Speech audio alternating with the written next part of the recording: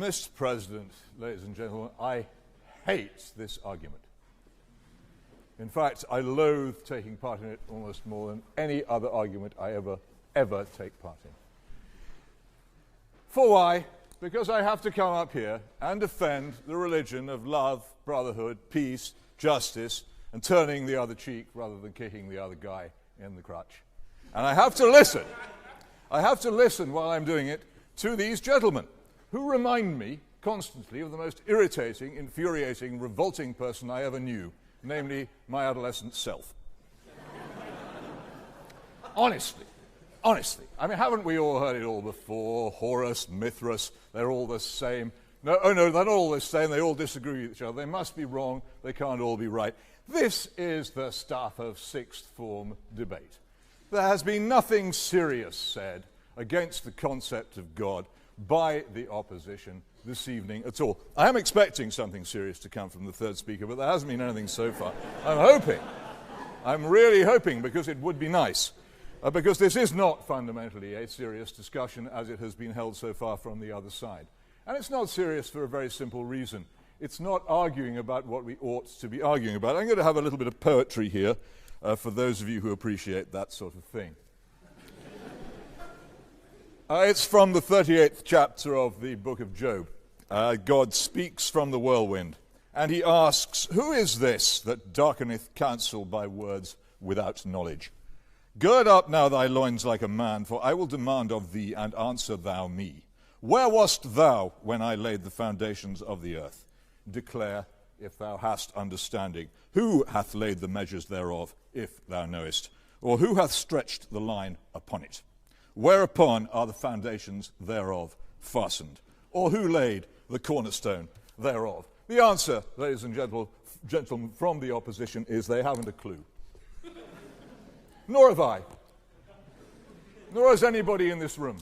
We haven't the faintest idea. Nothing that any of us could say here tonight could convince anybody that they knew that God existed.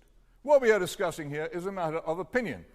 And a matter of opinion, Mr. President, is a matter of choice. And the real question before us is why we choose what we choose. And this is the most fascinating part of the argument, addressed by the most intelligent and interesting atheist, I think, now living, Thomas Nagel, who asks repeatedly, why is it that I and my fellow atheists so much want there not to be a God? Why is it, ladies and gentlemen, they so much want there not to be a God? Why would you want there not to be a God? Why would you want to live in a purposeless chaos in which none of your actions had any significance, in which there was no hope of justice, in which the lives of all those whom you loved ended abruptly at death and had no further significance? Why would you want, desire, actively wish to live in a universe as disgusting as that? You'd have to have a very good reason. And I think these gentlemen do have a very good reason, and it's what they never, ever wish to discuss. They don't want justice. They do want the dead to be dead. They do want the universe to be purposeless. They do not want their own individual actions to have any other significance than their immediate effect.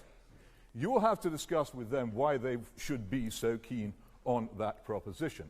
But from our side of the argument, what we say is that if we desire justice for ourselves, we also desire it for other people. And likewise, if we desire it for other people, we require it for ourselves and we bring it upon ourselves. And on the basis of that, we construct, with some difficulty, with a certain amount of historical knowledge, in the case of some of us with an enormous amount of scientific knowledge of the universe, we construct a belief which helps us to discover, insofar as it is possible, what it is we ought to do and how it is we ought to live, in the belief that there is justice, that there is hope, that death is not the end, that our actions have a significance beyond what we immediately do. That really is what we are discussing.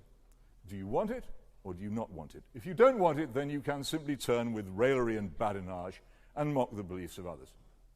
I don't care to do that. I think atheists have a serious point of view. I understand why they seem so anxious to press it upon you. And I know, thanks to the general destruction and retreat of institutional Christianity in our society, that many, many people growing up feel under a great deal of conformist pressure because it is very fashionable to follow atheism at the moment. And I also know that a number of people who are, in the end, servants of power, are quite anxious to dispel from our society the enormous force of restraint upon power which Christian belief provides.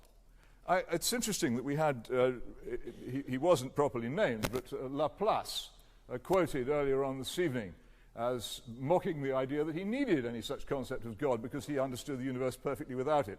Quite why it stays up, I don't know, but he thought that he didn't need that explanation. Look up Laplace, some of you, and find out what an extremely nasty piece of work he was. I've no wonder he had no need for the concept of God. People like that don't, because God in our society stands very much against.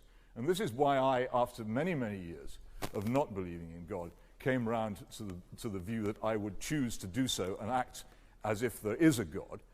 God is the principal opposition in our society to lawless, ruthless power.